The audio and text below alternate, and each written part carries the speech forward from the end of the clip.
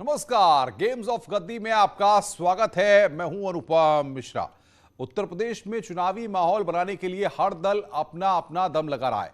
आज आपको बताएंगे कि आखिर कैसे कांग्रेस की बुकलेट पर बवाल मचा हुआ है और क्या सवाल उठा रहे हैं।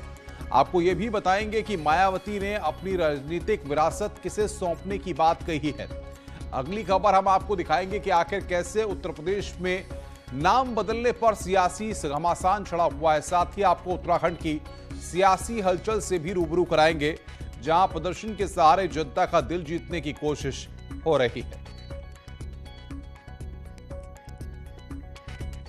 उत्तर प्रदेश में विपक्ष की तकरार तीखी हो गई है।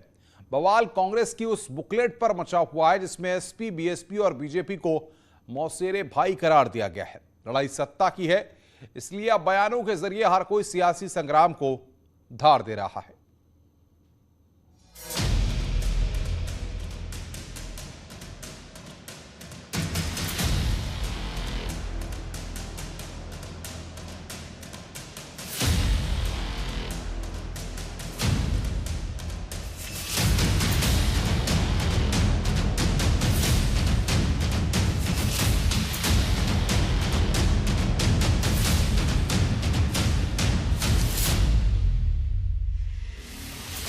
उत्तर प्रदेश की सियासत में कांग्रेस की एक बुकलेट पर बवाल मचा है। इसमें जिन शब्दों का इस्तेमाल किया गया है, सवाल उसी पर उठ रहे हैं।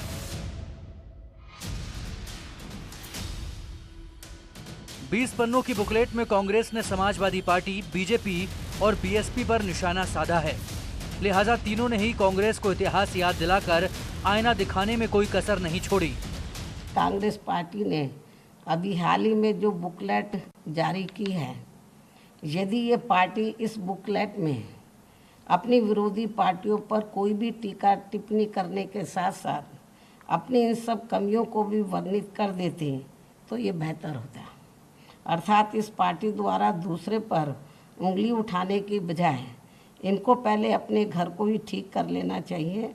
ये भी मेरी इनको सलाह है। उत्तर प्रदेश में जो 30-32 साल में हुआ है वो कभी नहीं हुआ। पूरा उत्तर प्रदेश बदल गया है। अब कांग्रेस को अगर अपने अलावा कुछ नहीं दिखाई देता है, अब पता नहीं कांग्रेस को 2G दिखाई देता है कि नहीं दिखाई देता है, कोयला घोटाला दिखाई देता है कि नहीं दिखाई देता है, रॉबर्ट वडेरा की जमीन घोटाला दिखाई देता है कि नहीं दिखाई देता है, तो कांग्रेस को एक आईना लगा करके खुद का चेहरा देखना चाहिए। उसमें कालिक के अलावा कुछ नजर नहीं आएगा।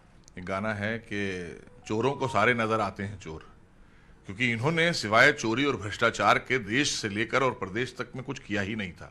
आज इसीलिए ये हाशिए पर पड़े हैं।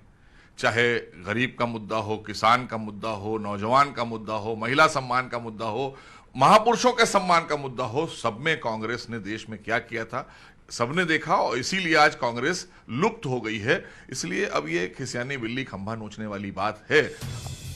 कांग्रेस ने किसने बिगाड़ा उत्तर प्रदेश नाम से बुकलेट छपवाई है।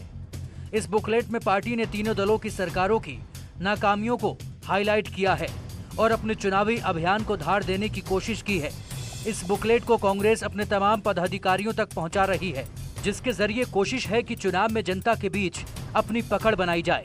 पिछले 31 सालों में उत्तर प्रदेश को बदहाल प्रदेश कर दिया है विभिन्न क्षेत्रीय और धार्मिक सरकारों ने। जिन लोगों ने धर्म के नाम पर वोट लिया, उन्होंने विकास क्या किया, ये पूछा जाना चाहिए। ये जरूर पूछा जाना चाहिए कि सीएससी, पीएससी किसने बनवाई। यूपी के सत्ता में कांग्रेस 3 दशक से बाहर है। इस बार प्रियंका गांधी के कंधे पर पार्टी को जिताने की जिम्मेदारी है, इसलिए रणनीति में बदलाव किया गया है। लेकिन विरोधी हमलावर हैं और कई सवाल उठा रहे हैं। इससे समझा जा सकता है कि देश में आज कांग्रेस पार्टी के जनाधार की कितनी बुरी हालत है। इसके साथ ही देश के किसी भी राज्य में जब विधानसभा का आम चुनाव होता है या देश में लोकसभा का भी आम चुनाव होता है, तो तब इनको खासकर यूपी जैसे कमज़ोर राज्यों में आसानी से चुनाव लड़ाने के लिए उम्मीदवार तक भी नहीं मिलते। उत्तर प्रदेश में अपना आधार बनाने के लिए कांग्रेस कसरत कर रही है और इसके लिए सभी विरोधियों पर आक्रमण बोलने की नीति अपनाई गई है। लेकिन शुरुआत में ही उसे सवालों का सामना करना पड़ रहा है। अब भविष्य में वो क्या करेगी और उसे कितना फायदा मिलेगा, ये कहना मुश्किल है। Bureau report, news 18। मायावती का उत्तराधिकारी कौन होगा, ये सवाल अक्सर उठता रहा है और अब बीएसपी के अध्यक्ष ने खुद इसका जवाब भी दिया है। मायावती ने दावा किया कि उनके बाद पार्टी की कमान जो भी संभालेगा वो दलित चेहरा ही होगा। मायावती ने उत्तराधिकारी को लेकर अपने जवाब से 2022 के चुनाव से पहले चल रही तमाम सियासी अटकलों पर भी विराम लगा दिया है कि मेरा स्वास्थ्य अभी ठीक है, मुझे अभी किसी को भी अपना उत्तराधिकारी बनाने की ज़रूरत नहीं है। लेकिन जब मेरा स्वास्थ्य ठीक नहीं रहेगा तो तब मैं ज़रूर अपना उत्तराधिकारी घोषित कर दूंगी। जब भी मैं अपनी पार्टी का उत्तराधिकारी बनाऊंगी या मेरा जो उत्तराधिकारी होगा तो वो केवल दलित वर्ग से ही होगा, जिन्होंने हर मुश्किल की घड़ी में मेरा व पार्टी का पूरी ईमानदारी व पूरे तन मन धन से साथ दिया है। उत्तर प्रदेश में नाम बदलने को लेकर सियासी घमासान छिड़ गया है। सरकार के सामने कई जिलों के नाम बदलने के प्रस्ताव आए हैं तो विपक्ष हमलावर है।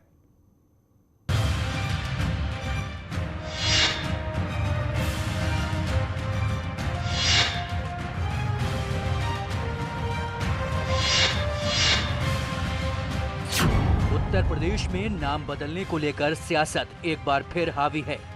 चुनाव से पहले कई जिलों का नाम बदलने का प्रस्ताव आने के बाद राजनीति और भी रफ्तार पकड़ रही है। सबसे नया प्रस्ताव राजस्व विभाग की ओर से आया है, जिसमें सुल्तानपुर का नाम बदलकर कुशभवनपुर करने की सिफारिश की गई है। इससे पहले बीजेपी विधायक देवमणि द्विवेदी भी सुल्तानपुर का नाम बदलने की मांग कर चुके हैं। यहाँ के विधायक देवमणि द्विवेदी जी ने भी विधानसभा में सुल्तानपुर जनपद का नाम कुशभवन करने की मांग रखी थी। सुल्तानपुर जनपद का नाम राजस्व परिषद ने संस्तुति कर मुख्यमंत्री को भेज दिया है और हम लोग बहुत खुश हैं कि आज हमारे सुल्तानपुर को प्राचीन और ऐतिहासिक जब से जो नाम था त्रेता युग में, वो नाम कुशभवनपुर से मिलेगा। बीजेपी ऐतिहासिक तथ्यों का हवाला देकर सुल्तानपुर का नाम बदलने की पैरवी कर रही है तो विपक्ष की ओर से आरोपों के तीर चलाए जा रहे हैं। कोई लखनऊ मत जाना, और लखनऊ अगर आप गए और मुख्यमंत्री जी को पता लग गया तो ज़रूरी नहीं उसी नाम से आप वापस आओ लखनऊ से, क्योंकि हमारे मुख्यमंत्री जी का रंग रंगाना और नाम बदलना ये नया फैशन है। क्योंकि काम किया नहीं है, चुनाव में जाना है तो किसी भी मोहल्ले का नाम बदला जा सकता है, किसी भी गांव का नाम बदला जा सकता है। और आप लोग अगर गलती से लखनऊ चले गए और पता लग गया कि आप लोग इटावा से आए हो तो आपका नाम नया जरूर पड़ जाएगा और बदल दिया जाएगा नाम बदलने की राजनीति पहले भी होती रही है और योगी सरकार ने भी कई जिलों और शहरों के नाम बदले हैं। इसके बावजूद विपक्ष सवाल उठा रहा है, इसलिए सत्ता पक्ष की तरफ से भी तंज कसने में कोई कसर नहीं छोड़ी जा रही है। समझ में नहीं आता, क्योंकि ये सब तो वेस्टर्न कल्चर के लोग हैं ना, तो इन्हें तो वही मुगलिया सल्तनत चाहिए है, किसी को वेस्टर्न कल्चर चाहिए है, कांग्रेस को वेस्टर्न कल्चर चाहिए। लेकिन हम तो अपनी संस्कृति से प्यार करते हैं ना, हम अपनी धरोहर से प्यार करते हैं, हम अपने आराध्य को मानते हैं, हम आस्था में विश्वास रखते हैं, तो हम तो उस तरह के नामों को नामकरण करेंगे ही करेंगे, क्योंकि हम अपने देश के लिए और देश की संस्कृति को बचाने के लिए ही लड़ाई लड़ते हैं कि ताकि हमारे देश की संस्कृति जिसको नष्ट करने का काम पीछे लोगों ने किया था उनको हम बाहर करेंगे। नाम बदलने को लेकर छिड़ा घमासान चुनाव से पहले थम जाएगा ऐसा लगता नहीं है, इसलिए सत्ता पक्ष और विपक्ष दोनों ही अपने अपने तर्कश से तीर निकाल रहे हैं और अलग अलग तर्क भी दे रहे हैं। मगर सवाल इस बात का है कि क्या इससे जनता को कोई फायदा होगा। Bureau report, news 18। तो नाम बदलने की सियासत वैसे उत्तर प्रदेश में कोई नई नहीं है। आप देखिए कि जब बीएसपी की सरकार रही तब भी नाम बदले गए, जब समाजवादी पार्टी की सरकार थी तब भी नाम बदले गए, और अब यहां पर परंपराओं और इतिहास के आधार पर उत्तर प्रदेश में भारतीय जनता पार्टी की सरकार नाम बदलने जा रही है। कुछ नाम बदल भी दिए गए हैं और कुछ अब प्रक्रिया में दिखाई पड़ रहे हैं। रुक रहे हैं ब्रेक के लिए, ब्रेक के बाद